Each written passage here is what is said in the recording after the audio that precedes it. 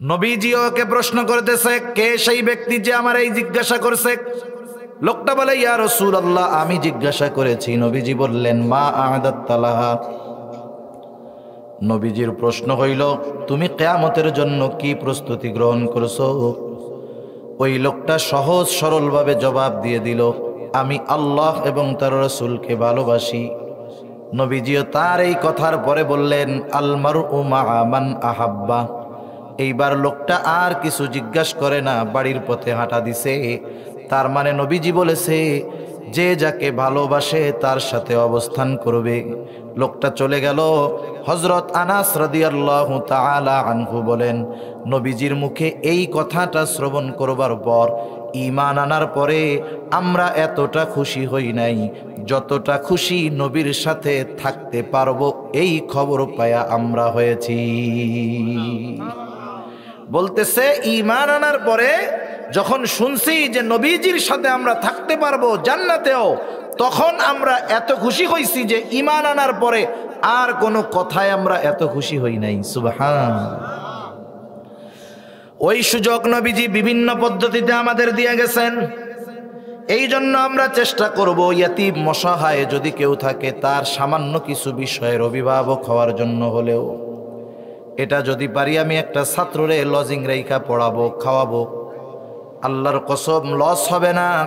ওই ছেলেটা যদি হাফেজ আলেম হয়, ওর থেকে হাফেজ আলেম হবে, তাদের থেকে হবে, তাদের থেকে হবে।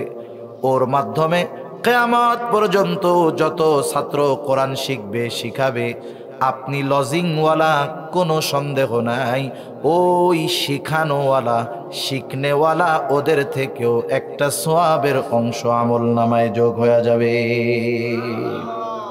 এজন্য আমরা যদি সামর্থ্য থাকে, গ্রাম অঞ্চল যেহেতু লজিং এর সিস্টেম মনে হয় আছে না, এদিকে আমরা রাখার চেষ্টা করবো তো ইনশাআল্লাহ। আপনি যদি ওরে একটু ভালোবাসেন, ইয়েতিম ছেলে, আপনি খান নুন দিয়ে, সকালবেলা মরিচ পেঁয়াজ আর রাত্রের বাসি ডাইল দিয়ে খান। আর কি পেঁয়াজ দিয়ে খাবেন কেমনি, যে দাম, বাবারে বাবা। তা দেখেন, আপনি যাই খান, কিন্তু ওরে যদি একটু আদর কইরা খাওয়ান, ও দেখবেন আলু ভর্তা ডাইল দিয়ে খাইয়া খুশি হবে। কিন্তু গোস্ত টোস্ত খাওয়ান ঠিক মতো, কিন্তু ব্যবহার ভালো করেন না, ওর হৃদয়ে কষ্ট লাগবে। আপনি যাই খান, ওরে একটু আদর করে যদি খাওয়ান, ও খুশি হবে। কতটুকুই বা খাবে? নবীজির কথা, বরকত হয়ে যাবে ঘরের মধ্যে, রহমত আসবে, আল্লাহ তাআলা বরকতের দুয়ার খুলে দিবে ইনশাআল্লাহ। এজন্য আমরা ইয়াতিমদের সাথে সদাচরণ করব, ভালো ব্যবহার করব, তাদের হক আদায় করব, তাদের সম্পদ কখনো অন্যায়ভাবে ভক্ষণ করব না, ইয়াতিমদের সাথে খারাপ আচরণ করব না। আল্লাহ তাআলা সেই কথাই বলে, শোনো, আম্মা বা'দু ফাআউযু বিল্লাহি মিনাশ শাইতানির রাজীম।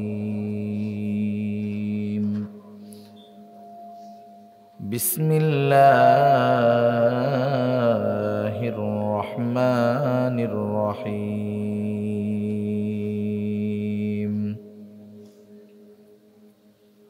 فأما الإنسان إذا ما ابتلاه ربه فأكرمه ونعمه فيقول ربي أكرمن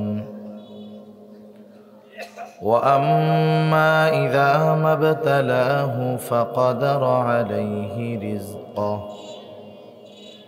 فيقول ربي أهانن كلا بل لا تكرمون اليتيم ولا تحاضون على طعام المسكين وتأكلون التراث أكلا لما وتحبون المال حبا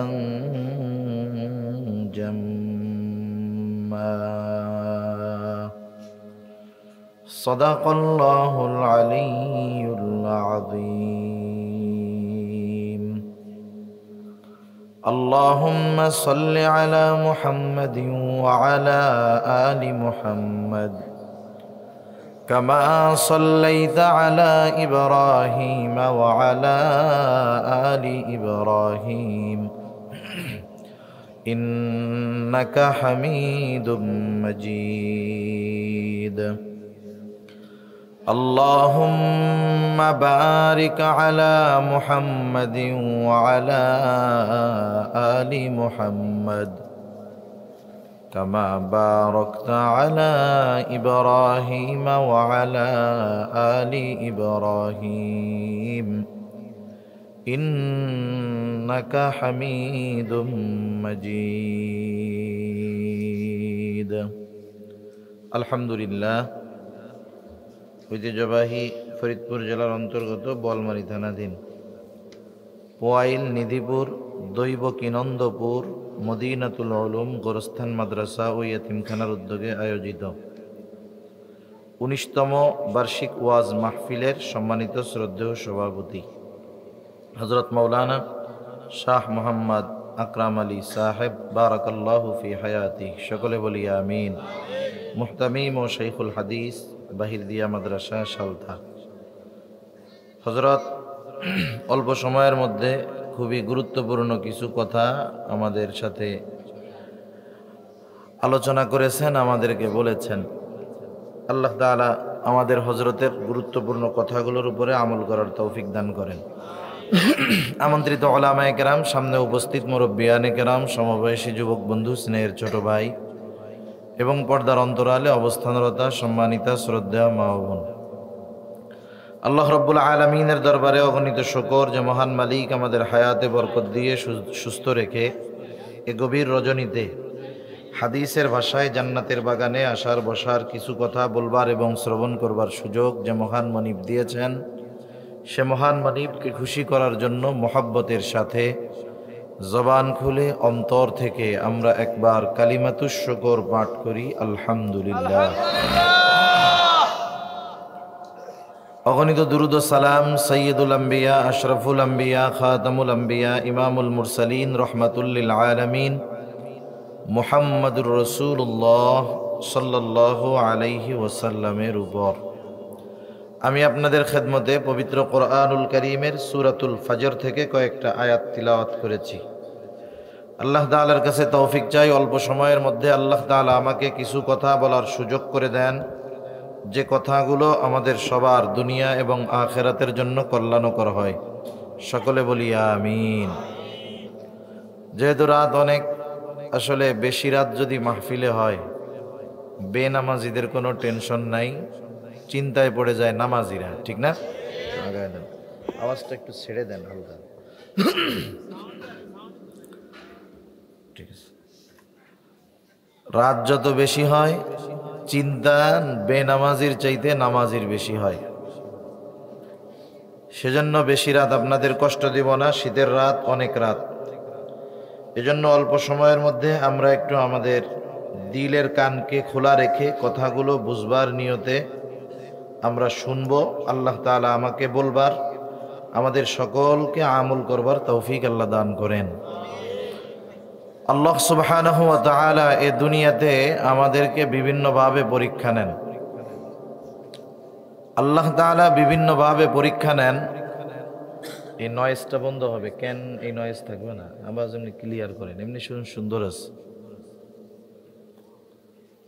আল্লাহ সুবহানাহু ওয়া তাআলা বিভিন্নভাবে আমাদের পরীক্ষা নেন, আর মুমিনদেরকে এ দুনিয়াতে পরীক্ষার সম্মুখীন হওয়া লাগবে, এটা আল্লাহ তাআলার ঘোষণা। আল্লাহ রাব্বুল আলামিন বলেন, আহাসিবান নাস আন ইউতরাকু আন ইয়াকুলু আমান্না ওয়া হুম লা ইফতানুন। মানুষকে এটা মনে করে নাকি সে বলবে আমি মুমিন, আর তাকে পরীক্ষা নেওয়া ব্যতীত ছেড়ে দেওয়া হবে? তার মানে আল্লাহ তাআলা বলেন, যে নিজেকে মুমিন দাবি করবে তার এই দাবির বিপরীতে পরীক্ষা দেওয়া লাগবেই। তাহলে এ দুনিয়ার জগতে আল্লাহ তাআলা আমাদের পরীক্ষা নিবেন, এ ব্যাপারে কোনো সন্দেহ নাই। এখন পরীক্ষাটা যে শুধু দুঃখ, কষ্ট, অভাব, যন্ত্রণা এগুলো দিয়েই আল্লাহ তাআলা নেন, বিষয়টা এমন নয়। অনেক সময় আল্লাহ রাব্বুল আলামিন সুখ, স্বাচ্ছন্দ্য, সচ্ছলতা, সম্পদ দিয়েও আল্লাহ তাআলা পরীক্ষা নেন। কিন্তু আমরা মানুষ, আমরা মনে করি যে পরীক্ষা মানেই হলো অভাব, অনটন, দুঃখ, কষ্ট, ক্লেশ। টাকা পয়সা থাকলে এটারে শুধু নেয়ামতি মনে করি, পরীক্ষা মনে করি না। খুশি হই, ভাবি দেখছো নামাজ কালাম না পড়লেও আল্লাহ কত টাকা পয়সা দিছে। যে ব্যক্তি নামাজ কালাম না পড়ে অনেক টাকার মালিক, সে দিনদার নামাজি অভাবগ্রস্ত মানুষকে পারলে টিটকারি করে বলে, দেখ নামাজ কালাম পড়ি না তাই আল্লাহ কত ভালোবাসে, আর নামাজ কালাম যদি খালি পড়তাম তোরা তো না খেয়ে মরে যেতি সব। মানে বুঝাইতে চাই নামাজ কালাম পড়ে করস কি তোরা, তোরা তো না খেয়ে আসস। আর আমি যদি নামাজ কালাম পড়তাম, না পড়াই এই পাই, আর যদি পড়তাম তাহলে তোগো ভাগেরটাও পাইতি না, তোরা সব না খেয়ে মরতি। ওরা মনে করে যে সম্পদ সম্মান মনে হয় আল্লাহ তাআলা ভালোবাসলেই দেয়। এখন বলেন তো, দুনিয়াতে দুনিয়াবি লাইনের সম্মান ফেরাউনের কি কম ছিল নাকি? কত বড় সালতানাতের বাদশাহ ছিল সে। দুনিয়াতে টাকা পয়সা কি কারুনের কম ছিল? আরে অন্যান্য কথা বাদ দেন, ইসলাম বিদ্বেষী যারা, ইসলাম মুসলমানদের বিরোধিতা করে যারা, এদেরকেও যদি রিকোয়েস্ট করেন, অনুরোধ করেন যে ভাই তোরে মাসে মাসে 500-1000 টাকা দিব, তুই তোর পোলাটার নাম ফেরাউন রাখিস, কেউ রাখবে? যদি বলে যে কাকা আপনার টেনশনের কারণ নাই, পোলাপান হইছে, টেনশন করেন না, মাসে মাসে 3000 ভাতা, কিন্তু পোলার নাম রাখবেন কারুন, রাখবেন কেউ? বলবেন যে আরে না খাইয়া মইরা যাই তাও তো ভালো, ফেরাউন, হামান, কারুন এ নামগুলো আমি রাখবো না। অথচ দেখেন ওরা কত বড় পাওয়ারফুল লোক ছিল। সম্পদের অভাব ছিল না কারুনের, ক্ষমতার অভাব ছিল না ফেরাউনের, ক্ষমতার অভাব ছিল না হামানের। এখন আমরা কি একথা বলবো যে আল্লাহ ফেরাউনরে ক্ষমতা দিছে এই জন্য আল্লাহ খুব ভালোবাসে তাকে? এটা বলবো? কেউ মানবে না এটা। তার মানে বোঝা গেল আল্লাহ তাআলা ভালোবাসলেই যে সম্পদ দেন তা না, আবার ভালো না বাসলেই যে অভাব দেন তাও না। আল্লাহ সুবহানাহু ওয়া তাআলা এই দুটো দিয়েই পরীক্ষা নিতে পারেন। কাউকে অভাব দিয়ে নেন, কাউকে সম্পদ দিয়ে নেন। কিন্তু আমরা মানুষ, আমাদের অভ্যাস হলো সম্পদ সম্মান পাইলে আমি যত বড় গুনাহগার হই না কেন মনে করি নেয়ামত আল্লাহ ভালোবাসে। অভাবে পড়লে আমি যত বড় বুজুর্গ হই না কেন আমি মনে করি আল্লাহ মনে হয় আমারে ভালোবাসে না। আসলে বিষয়টা এমন নয়। এই কথাগুলোই আল্লাহ তাআলা বলতেছেন। সাথে সাথে এ দুনিয়ার জমিনে মানুষের রিজিক তথা জীবন উপকরণ, রিজক আরবি শব্দ, এই শব্দর বাংলা হলো জীবন উপকরণ। রিজক মানে শুধু টাকা নয়, রিজক মানে শুধু সম্পদ নয়, এক কথায় জীবন চলার জন্য যা কিছু প্রয়োজন সব কিছুকেই রিজক বলা হয়। কথা বুঝতেছেন তো? সাথে সাথে আল্লাহ রাব্বুল আলামিন কেন রিজিকের সংকীর্ণতা আসে এর কিছু কারণও আল্লাহ তাআলা আমাদেরকে জানিয়ে দিয়েছেন। আমরা দুনিয়াতে কেউ চাই না যে আমাদের রিজিকের মধ্যে সংকীর্ণতা আসুক, তথা জীবন চলার জন্য যা প্রয়োজন এগুলোর মধ্যে কোনো সংকীর্ণতা আসুক, কমতি আসুক, এগুলো কি আমরা কখনো কেউ চাই না। সবাই চায় দুনিয়ার মধ্যে সম্মানজনক হালাল রিজিক পাবো, সবাই চাই আমাদের রিজিকটা প্রশস্ত হবে। এজন্য আল্লাহ তাআলার কাছে দোয়াও করি, আল্লাহুম্মা রযুকনা রিজকান হালালান তাইয়্যিবা। আয় আল্লাহ, আপনি আমাদেরকে হালাল উত্তম রিজিক দান করেন। আল্লাহুম্মা রযুকনা রিজকান ওয়াসিআ। আয় আল্লাহ, আপনি আমাদেরকে প্রশস্ত রিজিক দান করেন। কেউ দুনিয়াতে রিজিক সংকীর্ণতা চায় না। আমার মূল আলোচনা অল্প সময়ে যেটা হবে যে কোন কাজগুলোর কারণে রিজিক সংকীর্ণতা আসে, আমরা সেই কাজগুলো এই সূরার আয়াতগুলোর আলোকে জানব এবং ওই কাজগুলো থেকে নিজেরা বিরত থাকব ইনশাআল্লাহ। আল্লাহ তাআলা মানুষের সেই স্বভাবের কথা আগে বলেন। কোন স্বভাব? যে মানুষ টাকা পয়সা সম্মান পাইলেই মনে করে আল্লাহ আমারে খুব ভালোবাসে। আল্লাহ তাআলা বলেন, ফাআম্মাল ইনসানু ইযা মাবতালাহু রাব্বুহু ফাআকরামাহু ওয়া না'আমাহু। আল্লাহ রাব্বুল আলামিন বলেন, ফাআম্মাল ইনসানু ইযা মাবতালাহু রাব্বুহু, যখন মানুষের রব তাকে পরীক্ষা করার জন্য ফাআকরামাহু ওয়া নাআমা, যখন রব মানুষকে পরীক্ষা করার জন্য তাকে সম্পদ দেন, তাকে সম্মান দেন, নেয়ামত দেন, সম্পদ সম্মানকে সে পরীক্ষা মনে না করে সে বলতে থাকে আমার রব আমাকে সম্মানিত করেছে, ফায়াকুলু রব্বি আকরামান, সে বলে আমার রব আমাকে সম্মানিত করেছে। তার মানে এই সম্পদ এবং সম্মানকে সে আল্লাহ তাআলার ভালোবাসার মাপকাঠি হিসাবে মনে করে। এজন্য সে অনেক সময় অভাবগ্রস্ত দুরবস্থার শিকার মুমিনের সামনে নিজে গর্ব করে ওই কথা বলে, দেখো আল্লাহ তাআলা যদি আমাকে ভালো না বাসতো তাহলে এই রকম সম্মান এবং সম্পদের মালিক আল্লাহ তাআলা আমাকে বানাইতো না। কিন্তু আল্লাহ তাআলা এর পর আবার বলেন, মানুষের আরেকটা অভ্যাস হলো ওয়া আম্মাল ইনসানু ইযা মাবতালাহু ফাকাদারা আলাইহি রিজকাহ, আল্লাহ তাআলা যখন মানুষের পরীক্ষা নেওয়ার জন্য তার জীবন উপকরণ রিজিককে আল্লাহ তাআলা সংকীর্ণ করে দেয়। আল্লাহ রাব্বুল আলামিন যখন তাকে একটু অভাবগ্রস্ত করে দেয় পরীক্ষা নেওয়ার জন্য, সে তখন বলতে থাকে ফায়াকুলু রব্বি আহানান, আমার রব আমাকে অপমানিত করেছে। প্রথমবার সে বলে ফায়াকুলু রব্বি আকরামান, আমার রব আমাকে সম্মানিত করেছে সম্পদ দিয়ে, সম্মান দিয়ে। মূলত সে বলতে চায় আসলে আমি সম্পদ এবং সম্মানের উপযুক্ত ছিলাম, এই জন্যই আল্লাহ তাআলা আমাকে এগুলো দিয়েছে। আল্লাহ নেন পরীক্ষা, ও মনে করে আমি পাওয়ার মতো যোগ্য লোক। আল্লাহ নেন কি বলেন পরীক্ষা, আর ও মনে করে আমি পাওয়ার মতো যোগ্য লোক, এই জন্যই পাইছি। আবার আল্লাহ তাআলা যখন অভাব দিয়ে পরীক্ষা নেন, ও মনে করে আমি পাওয়ার উপযুক্ত ছিলাম কিন্তু আল্লাহ দেয় নাই। নাউজুবিল্লাহ বলেন। আমাকে না দিয়ে আল্লাহ তাআলা আমাকে অপদস্থ করেছে, অপমানিত করেছে, বঞ্চিত করেছে। এই কথাটা বলার দ্বারা সে বরং আল্লাহ তাআলার বিরুদ্ধে একটা অমূলক অভিযোগ দাঁড় করায়। ওই যে বলে আমি পাওয়ার উপযুক্ত ছিলাম কিন্তু আল্লাহ তাআলা আমাকে দেয় নাই, এটা হলো আল্লাহর ব্যাপারে তার একটা অমূলক ভ্রান্তমূলক একটা অভিযোগ।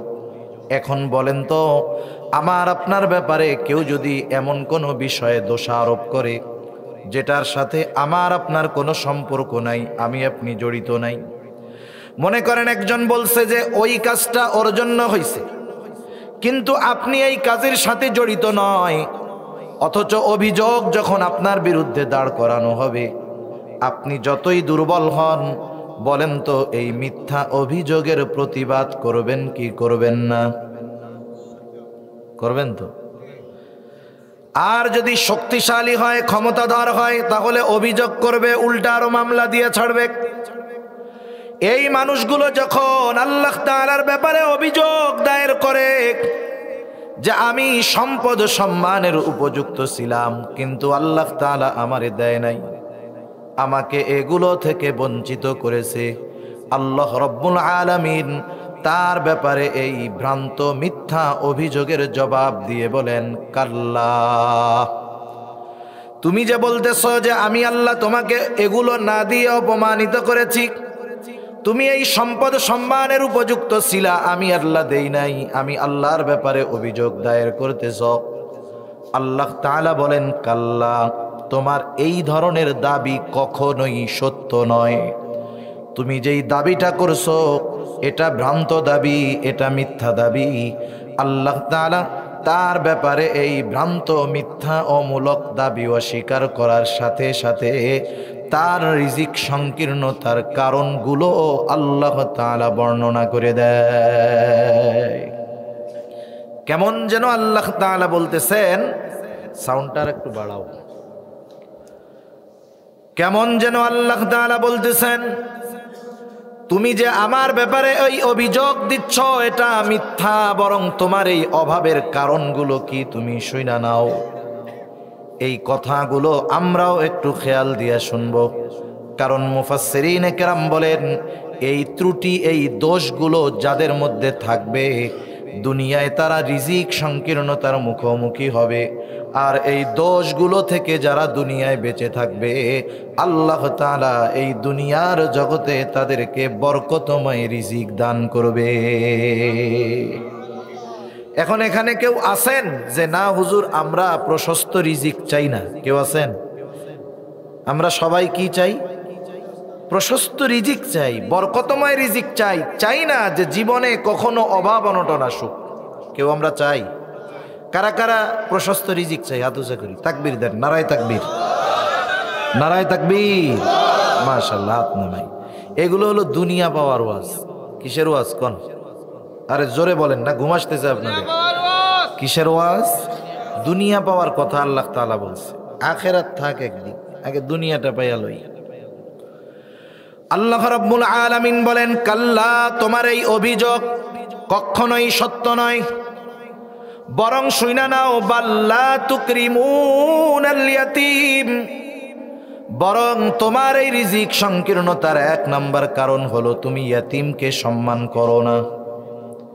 ইয়াতীমকে সম্মান করো না, এর দ্বারা উদ্দেশ্য কি? ইয়াতীম যদি ছোট হয় তারে আবার সম্মান করে কেমনে?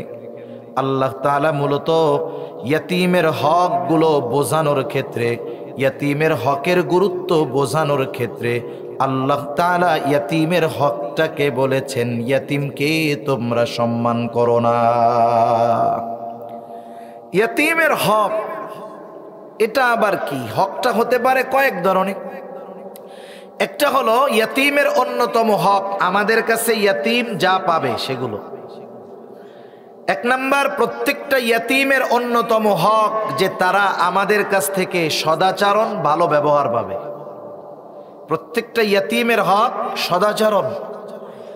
আমার আপন হোক, পরিচিত হোক, অপরিচিত হোক, রক্তের সম্পর্কের হোক বা না হোক, যখন আমি জানবো যে এই ছেলেটা ইয়াতীম, অটোমেটিকলি ওই ছেলের একটা হক আমার উপরে আছে। সেটা কি? তার সাথে ভালো ব্যবহার। সাধারণত ইয়াতীম দুই শ্রেণীর হয়। এক শ্রেণীর হয় ধনী ইয়াতীম, আর এক শ্রেণীর হয় গরিব ইয়াতীম। ইয়াতীমটা ধনী হোক আর গরিব হোক, গরিব ইয়াতীম যার বাবা কোনো কিছু রেখে যায় নাই, টাকা পয়সা রেখে যায় নাই। ধনী ইয়াতীম বাবা যদিও মারা গেছে কিন্তু টাকা পয়সা অনেক রেখে গেছে।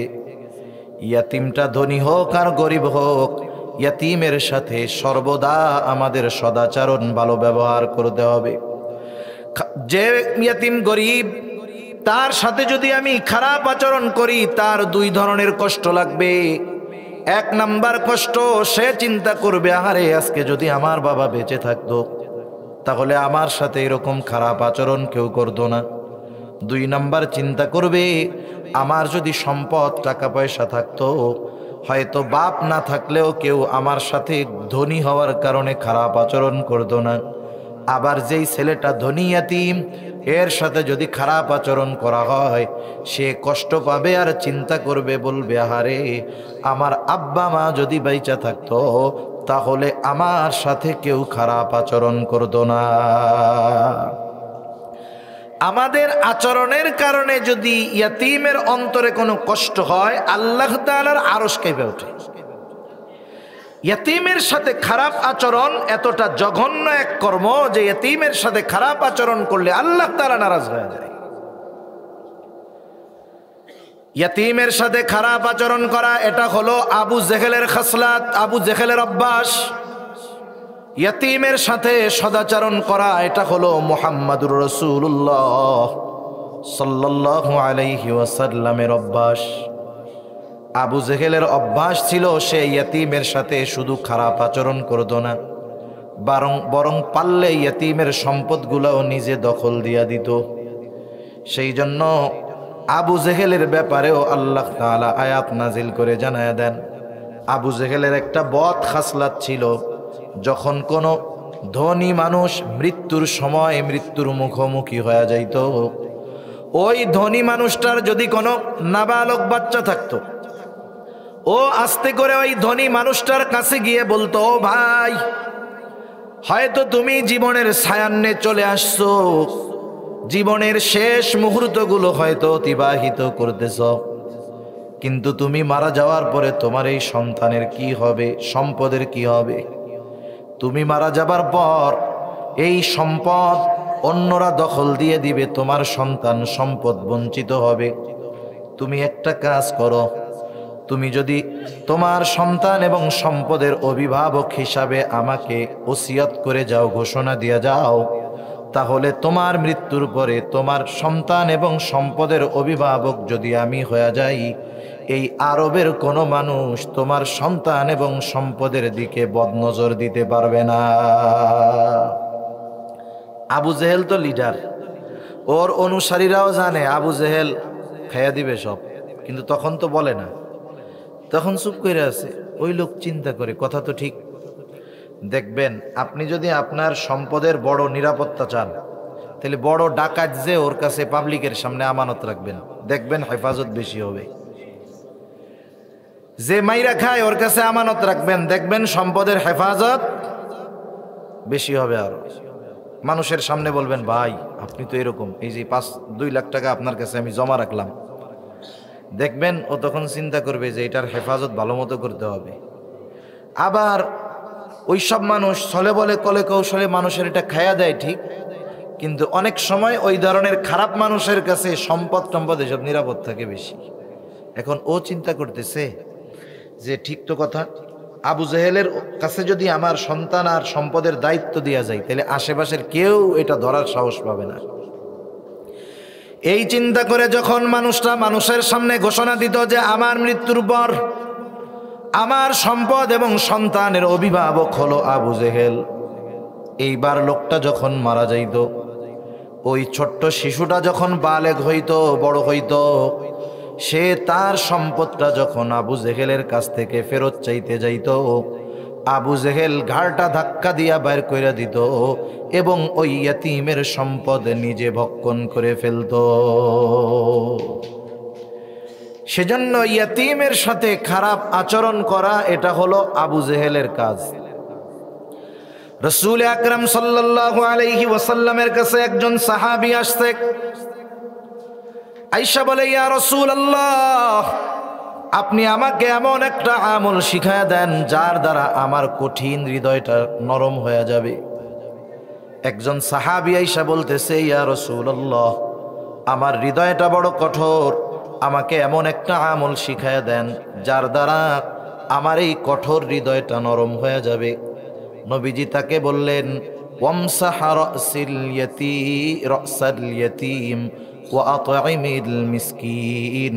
ওয়ামসাহ রাসাল ইয়াতীম, তুমি ইয়াতীমের মাথায় হাত বুলায়া দাও আর মিসকিনদের খানা খাওয়াও, আল্লাহ তাআলা তোমার কঠিন হৃদয়টাকে নরম বানায়া দিবে। সেজন্য আমরাও মাঝে মধ্যে ইয়াতীমদের মাথায় হাত বুলায়া দিব, ইয়াতীমদের সাথে একটু সদাচরণ করব, ইয়াতীমের হৃদয়ের কথাটা একটু বোঝার চেষ্টা করব, মাঝে মধ্যে একটু কথা শুনব। কারণ ইয়াতীম যার বাবা নাই সে বোঝে বাবা না থাকার যন্ত্রণা। একটু তার কষ্টটাও আমি একটু নিজের মধ্যে নেওয়ার চেষ্টা করব, তার দুঃখের কথা শুনব। দেখবেন ইয়াতীম আপনার কাছে যদি মন খুলে কথাগুলো বলতে পারে, তাহলে সেও আল্লাহ তাআলার কাছে আমার আপনার জন্য দোয়া করবে। তাহলে ইয়াতীমের হকগুলার মধ্যে প্রথম হক হলো, ইয়াতীম ধনী হোক আর গরিব হোক, সকল ধরনের ইয়াতীমের সাথে আমরা ভালো আচরণ করব। আমার আচরণের দ্বারা যেন তার অন্তরে এই কথাটা উদিত না হয় যে আরে আমার আব্বা থাকলে আমার এরকম বলতো না, তাহলে তার এই কষ্ট আরশে আজিম পর্যন্ত পৌঁছায়া যাবে। 2 নাম্বার, আমার আপনার অধীনে যদি কোনো ইয়াতীম থাকে তার সাথে আরো ভালো আচরণ করব। অনেক সময় এমনটা দেখা যায়, অনেক ইয়াতীমের অভিভাবক আছে, ইয়াতীমকে তার সম্পদ থেকে বঞ্চিত করে, ইয়াতীমের সম্পদ নিজে খায়া ফেলে। মনে করেন ভাই মারা গেছে, ভাই এইবার ভাইয়ের ছোট্ট একটা ছেলে আছে ভাতিজা, এই ভাই ভাতিজার মাও নাই বাবাও নাই। অনেক চাচা মনে মনে খুশি হয়ে কয় ভাই মরছে ভালোই হইছে। এখন ওই সম্পদটা দুই ভাগ হইতো, ভাই মারা গেছে, ভাতিজা তো এইগুলা কিছু বুঝে না, সবগুলা আমি একা খেয়া নিমু। এরকম ভালো চাচা তো দেশে নাই আর কি, আছে না? আছে। চাচা দিয়া উদাহরণ দিলাম, এরকম বহুত আল্লাহর বান্দা আছে। মনে মনে চিন্তা করে, বোয়ালমারি বাজারে 2 শতক জমি ছিল আব্বার, এখন দুই ভাইয়ের মধ্যে যদি ভাগ হয় 1 শতক 1 শতক হয়ে গেল। ধর 1 শতকে তো পাবলিক টয়লেটও হয় না। এখন এই ভাতিজারে ভুগুজুগু বোঝ দিয়া অন্য জায়গার থেকে খানিক দিয়া ওই 2 শতক নিজে সিস্টেম করে নিয়ে সুন্দর মতো ছোট্ট 3 তলার একটা মার্কেট উঠায় ফেলছে। মনে মনে চিন্তা করে, আমার জীবনটাও পার হয়ে যাবে, আমার পোলাপানও ঠ্যাঙের উপরে ঠ্যাং থুইয়া খাইতে পারবে। অনেক খুশি হয় না আরেকজনেরটা মাইরে খাইয়া? আল্লাহ রাব্বুল আলামিন বলে, সাবধান, ওয়ালা তাকুলু আমওয়ালাকুম বাইনাকুম বিল বাতিল, তোমরা অন্যায়ভাবে কারো সম্পদ ভক্ষণ করো না, কারো সম্পদ অন্যায়ভাবে দখল দিও না। অন্যায়ভাবে সম্পদ ভক্ষণ করার বিভিন্ন পদ্ধতি আছে, শুধুমাত্র যে অন্যেরটা ওই পদ্ধতিতে খাইলেই যে অন্যায়ভাবে ভক্ষণ করা হয় তা না, বরং সুদি কারবারি যারা করে তারাও অন্যায়ভাবে অন্যের সম্পদ ভক্ষণ করে। সুদি কারবারি আসেনি আপনাকে ওইদিকে? একেবারে ঘরে ঘরে মাটি খুঁড়লেও সুদখোর পাওয়া যায়। আমার মনে হয় মাটি খুঁড়ে যেই কেঁচোটা পাবেন আল্লাহই জানে ও সুদের সাথে জড়িত কিনা। যে অবস্থা সুদ। দুনিয়াতে অনেক রোগ আছে, ওই রোগগুলো হইলে মনে করেন একজনের এমন এক রোগ হইছে, সে ডাক্তারের কাছে গেছে, ডাক্তার এবার তাকে টেস্ট মেস্ট কইরা বলতেছে, হায় রে আপনার তো এমন এক জটিল রোগ হইছে, আপনার তো এমন এক ওষুধ খাইতে হবে যেটা হলো হারাম। কি ওষুধ ডাক্তার? বলে আপনি যদি বাঁচতে চান টানা 1 মাস প্রতিদিন 100 গ্রাম করে শুকরের গোস্ত খাইতে হবে। শুকরের গোস্ত খাইতে হবে। এটা কেন? আপনার যে মরণ ব্যাধি হইছে এটার থেকে এইটা ওষুধ হিসাবে খাইলে আপনি সুস্থ হইতে পারেন। কোন বিজ্ঞ দিনদার ডাক্তার যদি জীবন বাঁচানোর ক্ষেত্রে ওষুধ হিসাবে শুকরের গোস্ত ডেলি 100 গ্রাম না 1 কেজি করেও খাইতে বলে, তাহলে বিজ্ঞ উলামায়ে কেরামের কাছে জিজ্ঞাসা করবেন, জীবন বাঁচানোর স্বার্থে ওষুধ হিসাবে এই শুকরের গোস্ত তার জন্য খাওয়া জায়েজ? কি বলেন না? জায়েজ। এখন বলেন তো, দুনিয়াতে কোন রোগ হইলে ডাক্তার প্রেসক্রিপশনে লিখবে যে এই লোকরে যদি বাঁচাইতে হয় তাহলে সুদ খাওয়াইতে হবে? এরকম 2-4টা রোগ আছে নাকি? তাহলে সুদ হলো এমন এক হারাম যেটা কোনো সময় জায়েজ হওয়ার সুযোগ নাই। শুকরের গোস্ত এটাও প্রয়োজনে জায়েজ হতে পারে। কোন ডাক্তার যদি বলে এর এমন রোগ হইছে, বাঁচাইতে হইলে পোলাপানের পায়খানা খাওয়াইতে হবে, একেবারে চামচ দিয়া জুস বানায় খাওয়াই দিবেন, জায়েজ আছে জীবন বাঁচানোর জন্য। কিন্তু আল্লাহর কসম, দুনিয়ায় এমন কোন রোগ নাই অথবা এমন কোন সিস্টেম নাই কখনো সুদকে জায়েজ করা যাবে। কোশ্চিন কালেও এটা জায়েজ হবে না, এমন এক হারাম এটা। অনেক হারাম আছে যেই হারাম খাইলে শুধু হারাম খাওয়ার গুনাহ হয়। কেউ যদি শুকরের গোস্ত খায়, শুকরের গোস্ত খাওয়ার গুনাহ হবে, পায়খানা খাইলে পায়খানা খাওয়ার গুনাহ হবে, এক্সট্রা কোনো গুনাহ হবে না। কিন্তু নবীজি বলেন, কেউ যদি 1 দিরহাম পরিমাণ সুদ খায়, মায়ের সাথে জিনা করার মতো গুনাহ হবে। এমন এক পাপ যেই ব্যক্তি করে, ওই পাপের কারণে যেই ধরনের গুনাহ হয়, বলেন তো ওই ধরনের কাজ যদি ওরে করতে বলেন ও করবে? যে বলবে তারে কি করবে? ঠেঙ্গানি দিয়ে দিবে না? তাহলে যেই পাপটা রাসূলুল্লাহ সাল্লাল্লাহু আলাইহি ওয়াসাল্লাম এমন এক জঘন্য বিষয়ের সাথে তুলনা করছেন, ওই পাপটা কোনো সুস্থ মস্তিষ্কের মানুষ করতে পারে না। এজন্য কিয়ামতের দিন সুদখোর টালমাটাল অবস্থায় উঠবে। কিয়ামতবাসী হাসরবাসী দেখাই বুঝবে এটা হলো ওই যে সেই সুদখোর দুনিয়ায় ওই গুনাহ করত, যেই গুনার ব্যাপারে নবীজি বলেছেন 1 দিরহাম সুদ খাইলে মায়ের সাথে জিনা করার মতো গুনাহ হয়। এখন বলেন তাইলে সমাজে যারা সুদ খায়, এক নম্বরে তো ওই ধরনের পাপী, 2 নম্বর ওরা কত বড় জঘন্য এক মানুষ, মস্তিষ্ক বিকৃত হয়ে গেছে এদের। সুদখোর যারা, তাদের অবস্থা হলো এই। তাহলে দেখেন, অন্যায়ভাবে কারো সম্পদ ভক্ষণ করা সাধারণভাবে খারাপ কাজ। আবার ইয়াতিমের সম্পদের ব্যাপারে আল্লাহ তাআলা স্পেশাল ভাবে বলেন, সাবধান, ইয়াতিমের সম্পদটা হলো আগুন, আগুন। এই জন্য আল্লাহ তাআলা বলেন, ইন্নাল্লাযীনা ইয়াকুলুনা আমওয়ালাল ইয়াতামা যুলমান ইন্নামা ইয়াকুলুনা ফি বুতুনিহিম নারা। আল্লাহ রাব্বুল আলামিন বলেন, নিশ্চয়ই যারা অন্যায়ভাবে ইয়াতীমের সম্পদ ভক্ষণ করে, ইন্নামা ইয়াকুলুনা ফি বুতুনিহিম নারা, তারা কেমন যেন আগুন দ্বারা তাদের পেট ভরপুর করে। বুঝে থাকলে কষ্ট হলেও জবান খুইলা জবাব দিবেন, বলেন তো পরকালে আগুনের অবস্থান জান্নাত নাকি জাহান্নাম? এজন্য আল্লাহ তাআলা বলেন, ওয়াসায়াসলাউনা সাঈরা, অচিরেই তাদের আবাসস্থল হবে জাহান্নাম।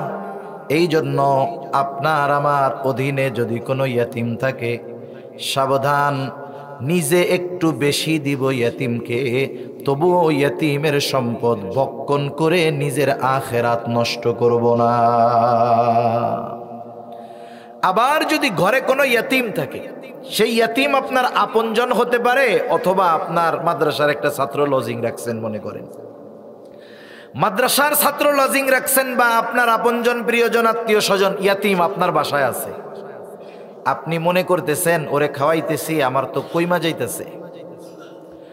অথচ নবীজি সাল্লাল্লাহু আলাইহি ওয়াসাল্লাম বলেন, সহিহ মুসলিমের হাদিস, নবীজি সাল্লাল্লাহু আলাইহি ওয়াসাল্লাম বলেন, ওই ঘর কতই না উত্তম ঘর, যেই ঘরের মধ্যে একজন ইয়াতিম আছে আর তার সাথে ভালো আচরণ করা হয়।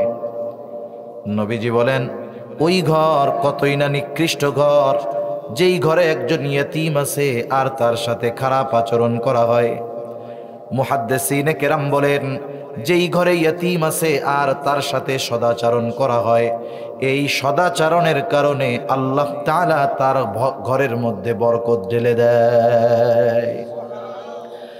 আর যে ইয়াতিম ঘরে আছে আবার ওর সাথে খারাপ আচরণ করে, খানা খাওয়ায়, আবার খুসাও দেয়, আবার টিটকারিও করে, মুহাদ্দিসিনে কেরাম বলেন, ওই ঘর তো নিকৃষ্ট ঘর, আল্লাহ তাআলা ওই ঘর থেকে বরকত রহমত উঠায় নিয়ে যায়। এই জন্য আমরা যদি মনে করি একজন ইয়াতিমরে লজিং রাখছি, খাওয়াইতেছি, আমার লস, তা না, বরং হতে পারে ওই ইয়াতিমের সাথে ভালো আচরণ করার কারণে আমার আপনার ঘরকে আল্লাহ তাআলা বরকত রহমত দিয়ে ভরপুর করে দিবে। সেজন্য আমরা চেষ্টা করব ইয়াতিমের অভিভাবক হওয়ার জন্য। আত্মীয় না হোক, এমনি অভিভাবক হব, যদি সামর্থ্য থাকে একজনের দায়িত্ব পুরা নিয়ে নিব।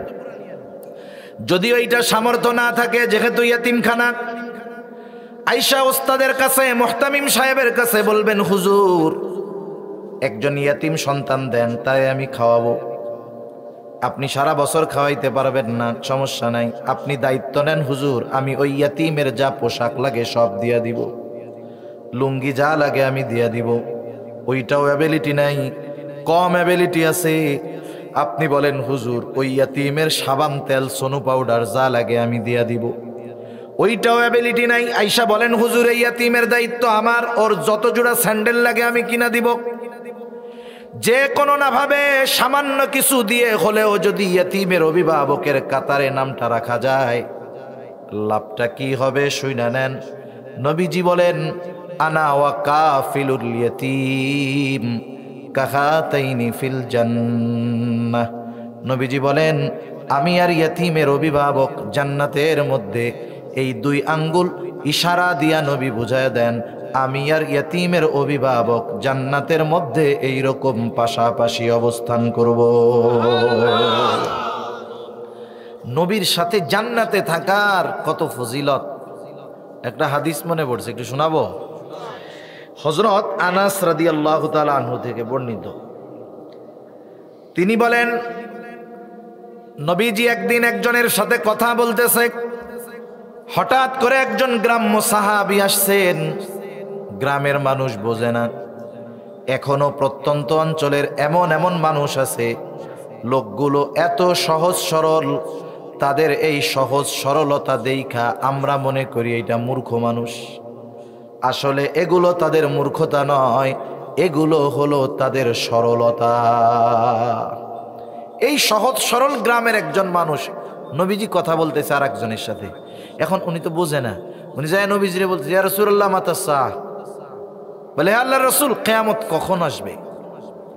ওনার বলার ভাব এরকম যে উনি কিয়ামতের জন্য গাঠি গুঠি নিয়ে বৈশা রইছে, কেমন যেন বলতেছে, ও আল্লাহর রাসূল আমি তো কিয়ামতের লেগে রেডি, কিয়ামত আসে না কে?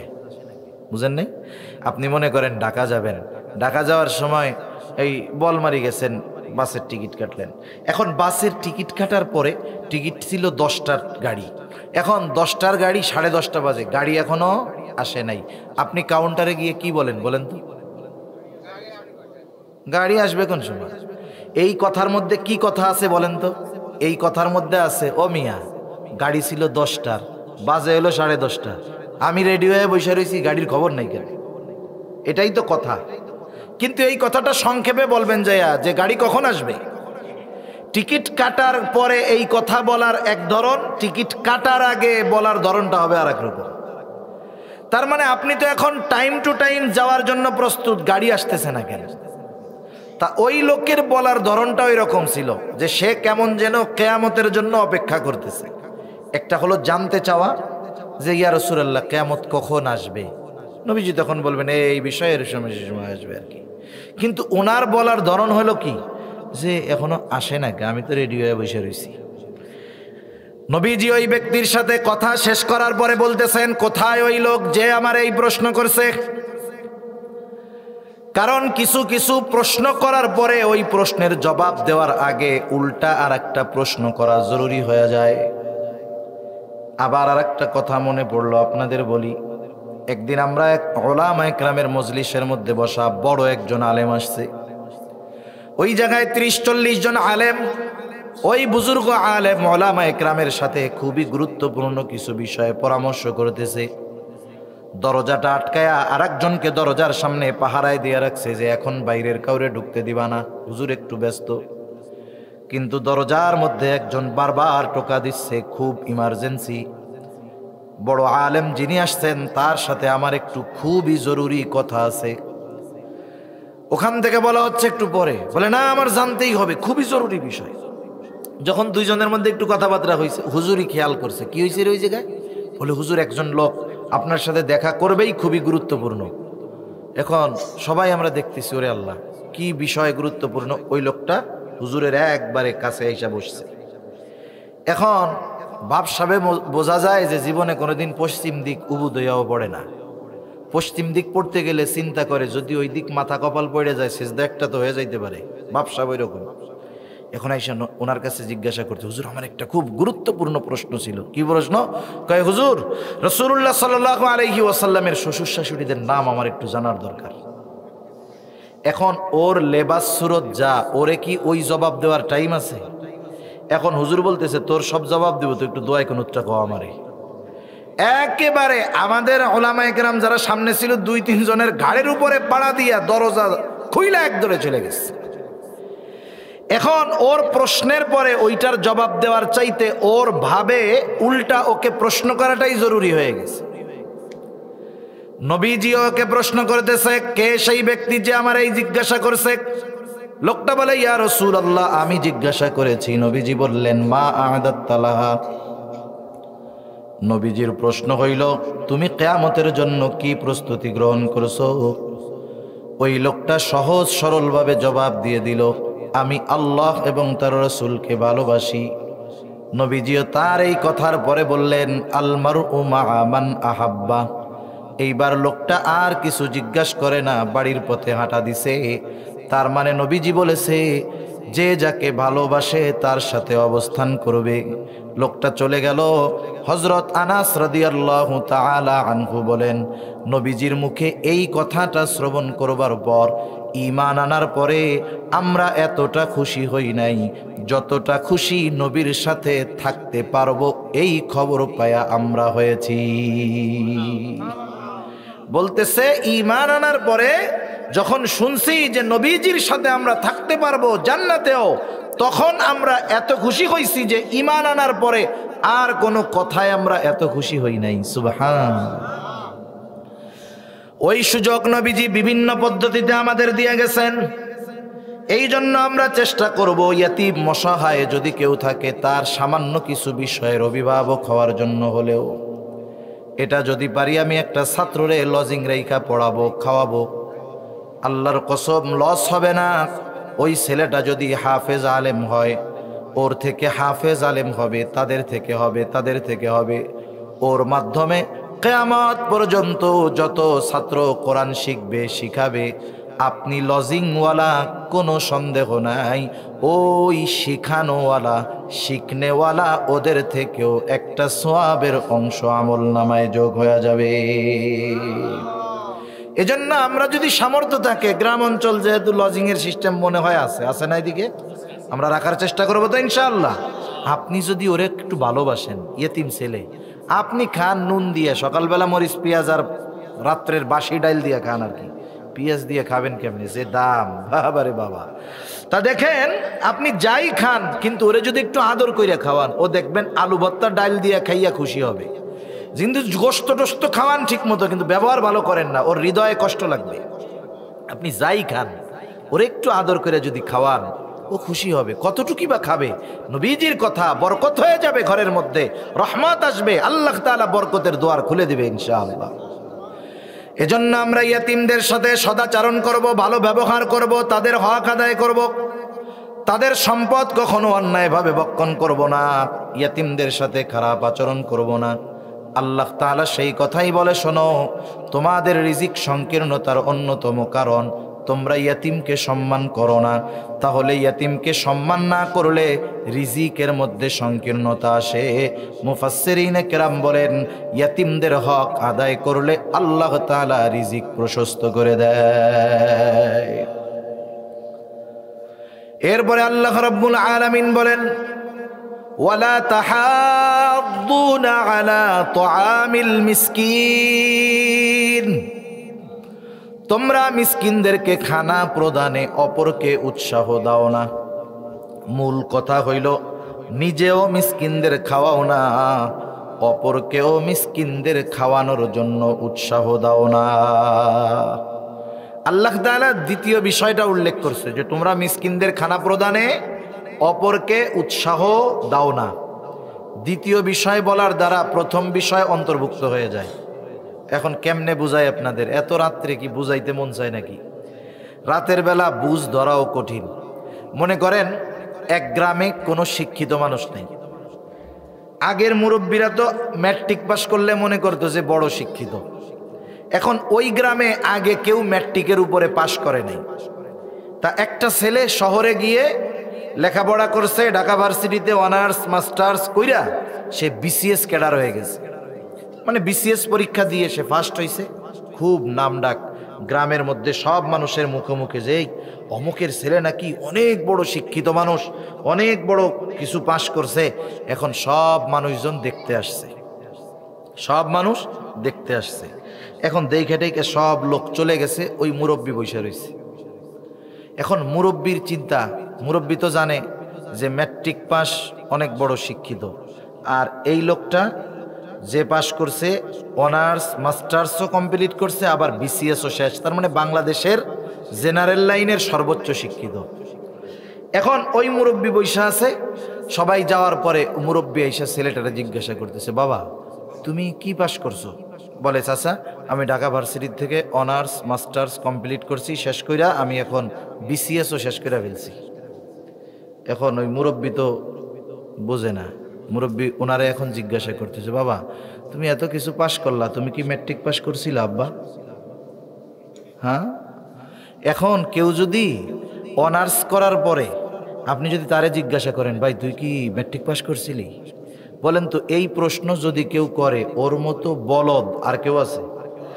এখন বুঝতে হবে যে অনার্স করছে তার মানে আগের সব সিঁড়ি সে পার করেই আসছে, ঠিক কিনা বলেন? আল্লাহ তাআলা দ্বিতীয় বিষয়টা উল্লেখ করছে যে তোমরা অন্যদেরকে উৎসাহ দাও না। এখন বলেন, যে নিজে মিসকিনদের খাওয়ায় না সে কি আরেকজনকে কবে যে তুমি খাওয়াও? তার মানে বোঝা গেল ও নিজেও খাওয়ায় না, অপরকেও খাওয়াইতে উৎসাহ দেয় না, বরং নিরুৎসাহিত করে। এখন বিষয় হলো, অনেক সময় আমরা মনে করি অনেক জায়গায় ওলামায়ে কেরাম ওয়াজ নসিহতের মধ্যে 40 জিয়াফত 4 দিনা বাৎসরিক খাওয়াইতে মানা করে, আছে না নাই? এখন বলবে হুজুরও তো ওই দলের লোক, নিজেও খাওয়ায় না, অপরকেও খাওয়াইতে নিরুৎসাহিত করে। না না, বরং খাওয়ানোটা হতে হবে স্থান, অবস্থান এবং সঠিক পদ্ধতিতে। আপনি খাওয়ান, অসুবিধা নাই। আমরাও এক সময় জিয়াফত খাওয়ানো দেখছি, অনেক মানুষ এমন দেখেছি। কারণ আমার আর আপনাদের সংস্কৃতি, সভ্যতা এটা অনেক দূরত্বের নয়। এই আশেপাশের সব এলাকার তবিয়ত প্রায় এক ধরনের। আমরা তো দেখি একজনের বাবা 5 বছর ঘরে পড়ে আছে, কোনোদিন চিকিৎসা করায় নাই। বাবা মারা যাওয়ার পরে সুদের টাকা দিয়া গরু কিনে বাবার জিয়াফত খাওয়ায়। এর মতো বুজুর্গ সন্তান আর দুনিয়ায় আছে? সুদের উপরে টাকা দিয়া গরু কিনা বাপের জিয়াফত খাওয়াইতেছে, বাপরে জান্নাতে নেওয়ার লাইগা। এখন চিন্তা করেন, ওর উচিত ছিল বাপ অসুস্থ থাকতে চিকিৎসা গ্রহণ করানোর ব্যবস্থা করা, ওই সময় করে নাই। তাইলে এখন কেন খাওয়াইলো? মানুষ তো 2 কারণে খানা খাওয়ায়, একটা হলো শোকে আর একটা হলো সুখে। একটা শোকে আর একটা কি বলেন না, সুখে। এখন ও কি সুখে খাওয়াইলো না শোকে খাওয়াইলো, কেমনে বুঝবেন? ওর কথায় বা কাজে বোঝা যাচ্ছে ও সুখে খাওয়াইছে। কেন? ও চিন্তা করছে এই বেটা 5 বছর ঘরে পড়ে থাকার কারণে আমি অটোমেটিক জমিটার মালিক হইতে পারি নাই। এখন নিজেও মরছে, আমাকেও বাঁচাইছে, সম্পদও পাইছি, আলহামদুলিল্লাহ। কমপক্ষে সুদের উপর একটা গরু আইনা ওনার নামে খাওয়াই দেই। এখন বলেন, এই যে খাওয়ানোটা খাওয়াইলো, খুব ফজিলত হবে না খাওয়াইলে? আচ্ছা, মনে করেন একজন সঠিকভাবেই খাওয়াইতেছে, বাবার নামে খাওয়াবে। কেন খাওয়াবে? যেন বাবার উপকার হয়, কল্যাণ হয়, ঠিক কিনা বলেন? কিছু সওয়াব আমল নামায় যায়। এখন উনি খাওয়াবেন, আমি কিন্তু খাওয়াইতে নিরুৎসাহিত করতেছি না, পদ্ধতি অবলম্বন করে খাওয়ান আমি বলতেছি। এখন দেখেন, আপনি খাওয়াইলেন, রান্না করলেন, খাওয়াইছেন, বাবার উপকার, এটাই হলো মূল উদ্দেশ্য। এখন আপনাদের এলাকায় খাওয়ায় কিনা জানি না, খাওয়ানোর সময় কি হয় দেখেন। প্রথম গোশত রানছে 3 ডেক, বাহিরে বিছাইছে কলার পাতা দিয়ে, আগে খাওয়াইতো, এখন প্লাস্টিকের প্লেট বা অন্য কিছু দিয়ে খাওয়াবে। বাহিরে যারা বসবে তারা 1 ক্লাস, ভিতরে যারা বসবে তারা হলো বিজনেস ক্লাস। এই খাবার, মরার খাবারের হক হলো একেবারে মিসকিন, অসহায়, যে কোনো দিন খাইতে পারে না সে। কিন্তু আমরা দেখি যে এই খাবার খাইতে শুধু মিসকিনরাই আসে না, কিছু বড় বড় টাকা পয়সাওয়ালা গাড়িওয়ালা মিসকিনও আসে। ওনারা আবার নিচে বসাবে না, ওনাদের আলাদাভাবে রুমের মধ্যে নিবে। নেওয়ার পরে সুন্দর মতো ড্যাগ একটা ধরে নিয়ে বলবে, ভাইজান ভাই খান, খুব ভালো হয়েছে, বাইসা বুইসা আনছি, যেই পাতিলেরটা সিদ্ধ হয়েছে, প্রয়োজনে সঙ্গ দেই, পাতিলের মধ্যে নাইমে নাইমে ডুব দিয়া দিয়া গোশত খান। তার মানে ওরা না খাইতে চাইলেও এত এত ওর প্লেটে গোশত দেয়, অপচয় করে ফালায়া যায়। আর বাইরে অবস্থা কি, একজন মিসকিন বছরে 2-4 বার গোশত খাইতে পারে না। এখন আরেকজনকে খাদিমদারির জন্য দিছে, ও একখান হাড্ডি উড়াই দিছে, হাড্ডির সাথে কোনো গোশত নাই, না জানি আরেকজন সাইটে সুইটা আবার ওর মধ্যে ফেলাইছে কিনা আল্লাহ জানে। ওইটা যেই ওর পাতে দিছে, ও বলে ভাই একটা গোশত দেন, এটা খাইলে খা, নাহলে ভাগ এই জায়গা থেকে সর, ফকির নির্বলা থেকে আইছে, এরকম বলে কি বলে না? যদি খাওয়াইতেই হয়, হকটা তো তার ছিল, তারে কি খাওয়ানো হইল বলে? আপনার যদি খাওয়াইতে মন চায়, আমি মানা করি না। আপনি একটা গরু জবাই দেন, এলাকার ধনী কাউকে দাওয়াত দেওয়ার দরকার নাই, আশেপাশের গ্রাম থেকে 50 জন ওই রকম মিসকিন খুঁজা বাড়িতে আনেন। এইবার ওই গোস্তের ডেকসিটা তাদের সামনে দিয়া বলেন, তোদের যত মন চায় খা। এখন সমস্যা হলো, ওদেরকে খাওয়াইলে তো নাম হবে না। যদি টাকাওয়ালা, সম্পদওয়ালা, পয়সাওয়ালাদেরকে খাওয়ানো হয়, খুব নাম হবে। সেই জন্য খাওয়ানো মানা নয়, কিন্তু খাওয়ানোর পদ্ধতি যদি ঠিক না হয় খাওয়ানোতে কোনো লাভ নাই। ওই যে গরিব মানুষ যে সারা মাসে একবার গোস্ত খায় না, যদি বাবরচির রান্নার সময় একটু ঝালও হয় ও বদনাম করবে না, একটু লবণ কম হইলেও সে কিছু বলবে না, গোস্ত যদি কম সিদ্ধ হয় কিছু বলবে না, ও খাইয়া আলহামদুলিল্লাহ বলে চলে যাবে। কিন্তু আমার মতো মানুষ যে প্রায় দিনেই খায়, এরে যদি গোস্ত খাওয়ান, খাওয়ানোর শেষে তিনজন একসাথে চলতেছে, বলে দোস্ত কেমন হইল, আর একজনকে দূর ওটা জবর ফাজিল কি হয়েছে, কয় দেখিস না এই যে বিরিয়ানি রাঁধছে এর মধ্যে এমনভাবে গোলাপ জল দিছে যাতে ঘেরা নেই অর্ধভোজন হয়ে যায়, মানে পাবলিক জানি না খাইতে পারে, ঘেরা নেই কুবোকাত। আর একজনকে কি গোস্ত যে রানলো, কোত্থেকে যে বাবস্তি আনছে, আমার মনে হয় ইচ্ছা করে জাল বেশি দিছে রে, আমি খাইতে পারি নাই। আর একজন বলে তুই খাবি কেমনে, গোস্ত টাইনা ছিঁড়ার লাগে তো বুলডোজার দরকার ছিল, যে শক্ত। আর একজনকে ও আসলে আমাকে ফাঁকি দিছে, ও মনে হয় একবারে মরা তাজা যেটা ছিল বাজারে অসল গরু ওইটা কম দামে কিনাই না আমাকে খাওয়াইছে। এখন বলেন তো, যেই লোক খাওয়াইলো তার সামনে যদি ওই আল্লাহর বান্দারা এই কথাগুলো বলে, ওনার খুব খুশি লাগবে না? ভারী খুশি লাগবে না? ভারী খুশি লাগবে। এখন দেখেন, এক নাম্বার হলো হাদিসের মধ্যে আসছে খাবারের দোষ ত্রুটি বর্ণনা করা। আমি দাওয়াত দিয়া খাওয়াইয়া ওদেরকে খাবারের দোষ ত্রুটি বর্ণনা করার সুযোগ দিয়া দিলাম, কারণ ওরা তো প্রত্যেক দিন খায়। কিন্তু যে না খায় জীবনে মাসে একবারও পায় না, ওরে খাওয়ানো কিচ্ছু বলবে না, ও বলবে আলহামদুলিল্লাহ যা খাইছি ভালো খাইছি। আবার দেখেন আর একজন যখন বলবে দেখ আমাকে সাথে সিটিংবাজি করছে, দাওয়াত দিয়াই না একবারে বুড়া গরু খাওয়াইছে যাতে না খাইতে পারি, এই যে ওই লোকের বিরুদ্ধে একটা মিথ্যা ধারণা করা হলো, এটা হলো কবিরা গুনাহ। একটা কবিরা গুনাহ, একটা গীবতের গুনাহ এক পাল্লায় যদি রাখা হয়, সারা জীবন মানুষকে খাওয়ানোর সওয়াব যদি এক পাল্লায় রাখা হয়, কোনো সন্দেহ নাই গীবতের গুনার পাল্লাটা ভারী বেশি হবে।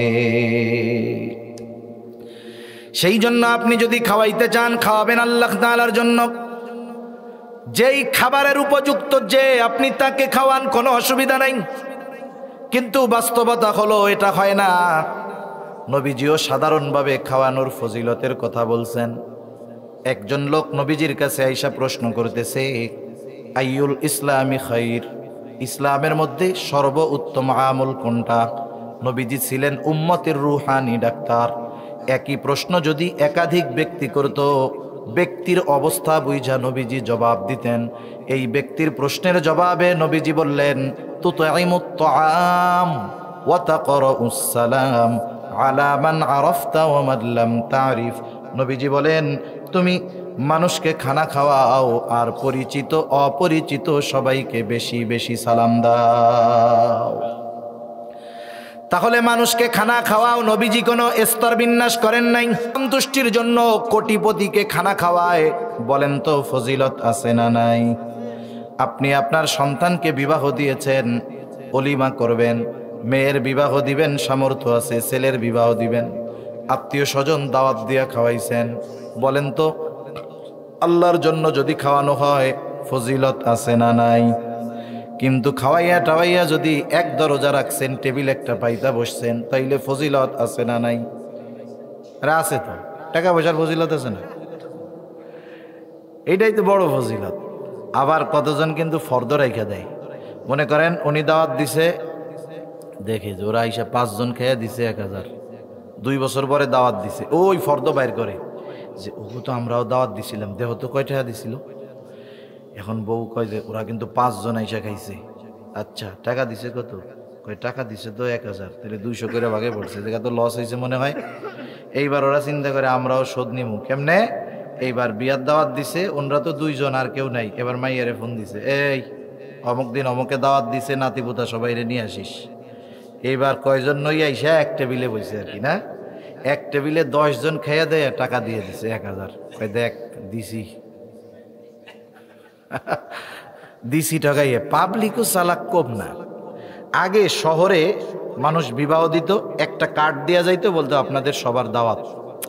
এখন মানুষও তো চালাক, চিন্তা করে বিয়া খাইতে যাবো, একা যাবো কেন, টাকা তো দিতেই হবে। এইবার সবাইরে আইনা টাই না, মেয়েরে খবর দেয়, ছেলেরে খবর দেয়, সবাইরে খবর টবর দিয়া এক কার্ডে 10 জন ওই কমিউনিটি সেন্টারে ঢুইকা ধুমসে খাইয়া দেয়া, যে টাকা দেয় তাতে যা খাইছে তার চাইতে বিল আরো কম দেয়। মানুষও চালাক হয়ে গেছে, চিন্তা করছে এই সিস্টেম তো হবে না, কি করা যায়। এখন এক বাড়ি গেছে দাওয়াত দিতে, আপনারা জানি কয়জন, আমরা তো 5 জন ধরেন, এই যে 5টা কার্ড আপনাদের দাওয়াত, লেখা থাকে অনলি ফর 1 পারসন, এক কার্ডে কয়জন। এখন কমিউনিটি সেন্টারের সামনে গেছে, গেটে ঢুকতে তো হবে, ওই দিন গেটের লোক থাকে। ওরা চিন্তা করে আমরা যদি কেউ থাকি, আত্মীয় স্বজন যদি কেউ চইলে আসে, যদি কার্ড না থাকে তাহলে তো লজ্জায় হইলেও ঢুকতে দিতে হবে। অপরিচিত একটারে দাঁড়া করায় দেয়া কয়, শোন আমার আব্বাও যদি আসে, কার্ড যদি না থাকে ঢুকতে দিবি না, ঠিক আছে? বলে হ্যাঁ স্যার ঠিক আছে। এবার আপনি তো কার্ড নিয়ে গেছেন একটা, সাথে লোক নিয়ে গেছেন 3 জন, যখন ওই অপরিচিত লোকরে এক কার্ড দিয়ে 3 জন ঢুকতে যাবেন, ঢুকতে দিবে? এখন এক কার্ডে একজন ঢুকবে, খাইয়ে কি 1000 টাকার কম কি দিতে পারবে? আর যে সিস্টেমে রান্না বান্না হবে, যতই পেটুক হোক, সহজে 1000 টাকা খাইতে পারবে না। তাহলে দেখেন পাবলিকও চালাক আছে, ওরা চিন্তা করে যেহেতু বিজনেস ধরছি, বিজনেসটার সিস্টেম চেঞ্জ করে ফেলাই। এখন এই ধরনের দাওয়াত দিয়ে খাওয়ানো, এটা হলো সভ্য সমাজের এক ভদ্রবেশে ডাকাতি। কি বলেন? ভদ্রবেশে ডাকাতি। আপনি খাওয়ান, আল্লাহর জন্য খাওয়ান, ফজিলত আছে। সাহাবায়ে কেরাম খাওয়াইয়া প্রতিদান চাইতো না, তারা খাওয়াইয়া কি বলতো? ইন্নামা নুতঈমুকুম লিওয়াজহিল্লাহি লা নুরিদু মিনকুম জাযাআও ওয়ালা শুকুরা। সাহাবায়ে কেরাম খাওয়া বলতো ইন্নামা নুতঈমুকুম লিওয়াজহিল্লাহ, আমরা তোমাদেরকে আল্লাহর জন্য খানা খাওয়াইছি, যেহেতু আল্লাহর জন্য খাওয়াইছি, প্রতিদান দিবেন কে? লা নুরিদু মিনকুম জাযাআও ওয়ালা শুকুরা, আমরা তোমাদের কাছে কোনো বিনিময় চাই না, কোনো প্রতিদান চাই না। বিনিময় প্রতিদান বহুদূর, খাইয়া আমাদেরকে একটু ধন্যবাদ দাও, এটাও আমরা চাই না। সেজন্য খানা সাধারণভাবে খাওয়ানো ফজিলতের কাজ, যদি নিঃস্বার্থে খাওয়ানো হয়। এখন যদি আমার প্রতিবেশী হয়, এক্ষেত্রে খানা খাওয়ানো শুধু ভালো কাজ নয়, এক্ষেত্রে খানা খাওয়ানো ঈমানি দায়িত্ব।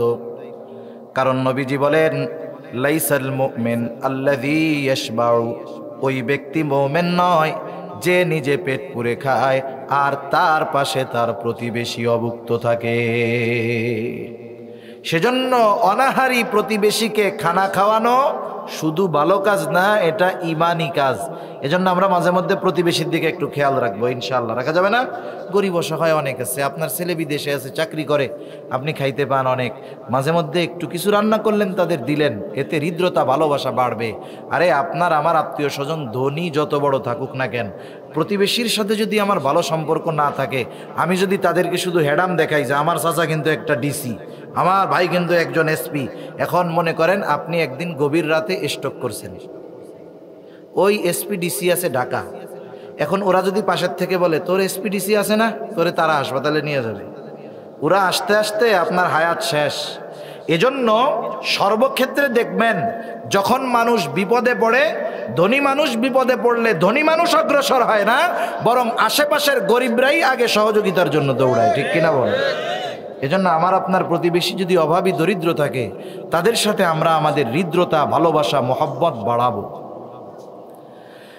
আর মিসকিন অসহায়দের খানা খাওয়ানো, এটা তো আরো ফজিলতের কাজ। এই কাজটা নিজেও করব, অন্যকেও উৎসাহ দিব যে ভাই মিসকিনদের খানা খাওয়াও, এতে আল্লাহ তাআলা বরকত দিবে।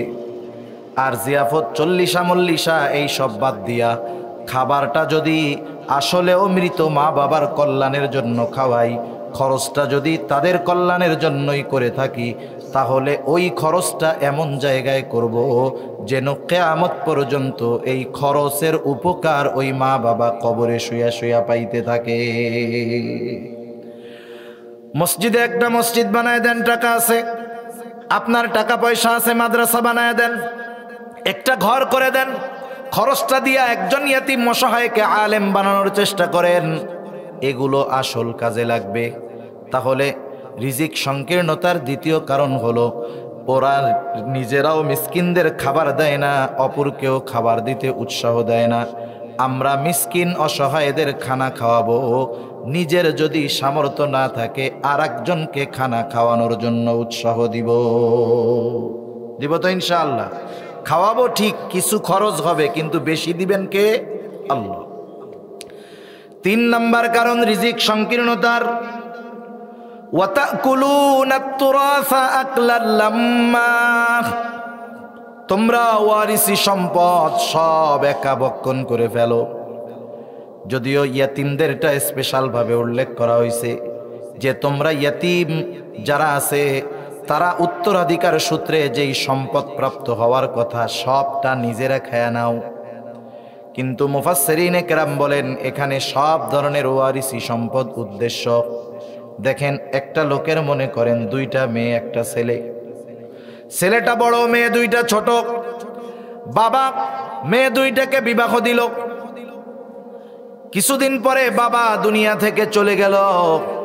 বাবা অনেক সম্পদ রেখে গেছে। মারা যাওয়ার পরে সন্তানের দায়িত্ব কি? 1 নাম্বার দায়িত্ব, সন্তান তার বাবার দাফন কাফনের সব ব্যবস্থা করবে।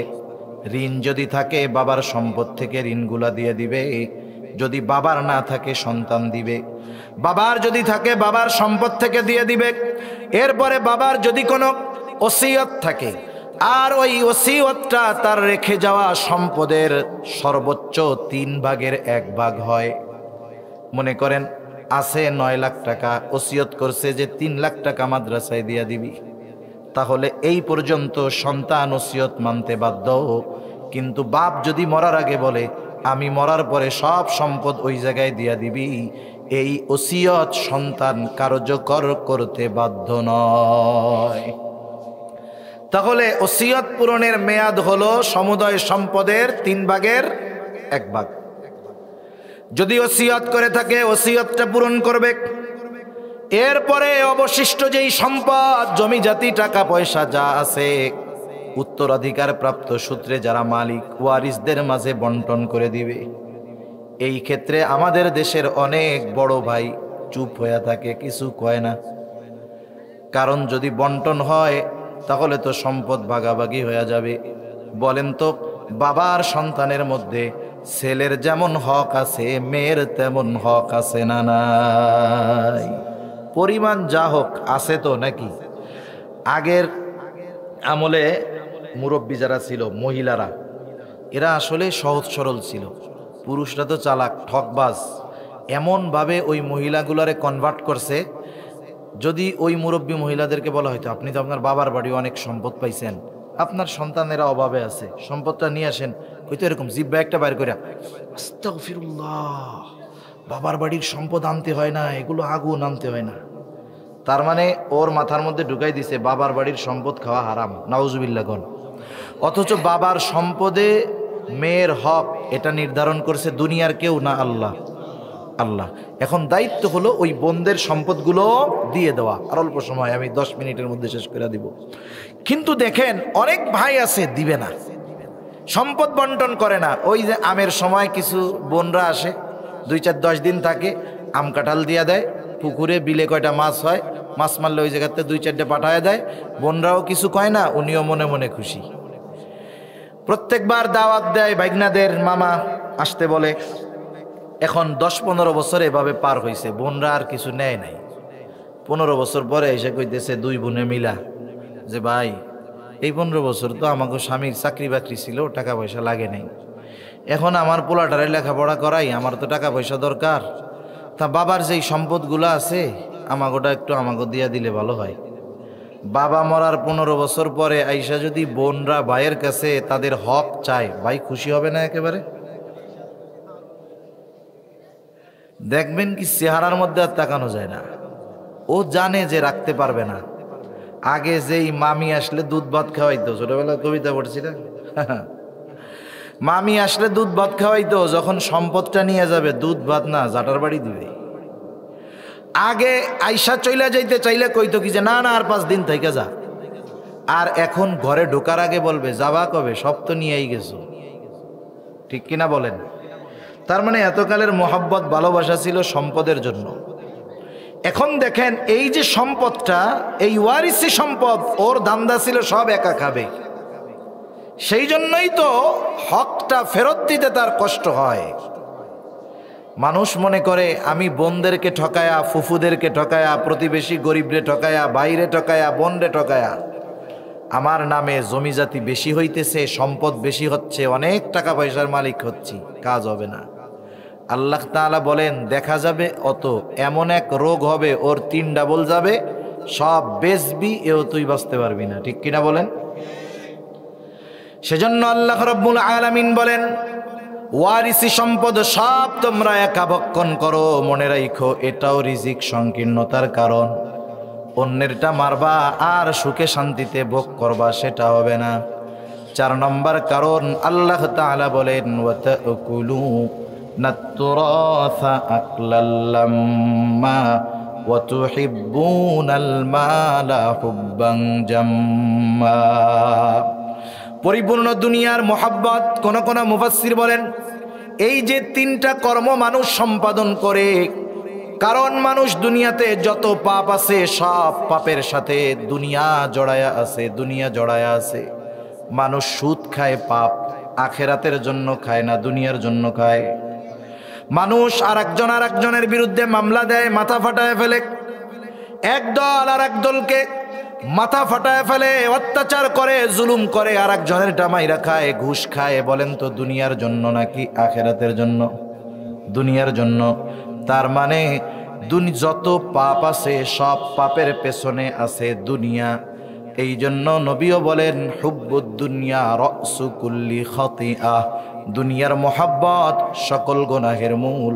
যার মধ্যে দুনিয়ার মোহাব্বতটা পরিপূর্ণভাবে ঢুইকা যায়, সে ইয়াতীমের সাথে খারাপ আচরণ করতে পারে, সে মিসকিনদের সাথে খারাপ আচরণ করতে পারে। যার মধ্যে দুনিয়ার মোহাব্বত প্রবল হয়ে যায়, সে ওয়ারিসি সম্পদ সহ অন্যের হক মাইরা খাইতে পারে। আল্লাহ তাআলা জানায় দেন বান্দা এই বিষয়গুলো যদি তোমার মধ্যে থাকে তোমার রিজিক সংকীর্ণ হয়ে যাবে। আর যদি এই বিষয়গুলো নিজের থেকে বের করতে পারো, উপার্জন অল্প হলেও আল্লাহ তাআলা ওই অল্প উপার্জনের মধ্যে বরকত দিয়া দিবে, তোমার রিজিককে আল্লাহ তাআলা প্রশস্ত করে দিবে। সেজন্য আমরা সকলেই দুনিয়ায় চাই যে আমাদের জীবন উপকরণগুলো আমরা সহজে যেন পাওয়া যায়। সকলে চাই না আমরা? তাহলে আমরা ইয়াতিমদের সাথে ভালো ব্যবহার করব, মিসকিনদের খানা খাওয়াবো। আমার কাছে যদি কেউ কোনো হক পায়, আমি এগুলো হাসি মুখে তাদেরকে ফিরায়া দিব, সাথে সাথে আখেরাতের মোহাব্বতকে, আখেরাতের চিন্তাকে অন্তরের মধ্যে প্রাধান্য দিব। তাহলে এ দুনিয়াটাও আমার জন্য আল্লাহ তাআলা আসান এবং বরকতময় করে দিবে। আল্লাহ সুবহানাহু ওয়া তাআলা আমাদের সবাইকে কথাগুলো বুঝবার, আমল করবার তৌফিক দান করুন। সকলে বলি আমিন। ওয়া আখিরু দাওয়ানা আলহামদুলিল্লাহি রাব্বিল আলামিন। আসসালামু আলাইকুম ওয়া রাহমাতুল্লাহি ওয়া বারাকাতুহু।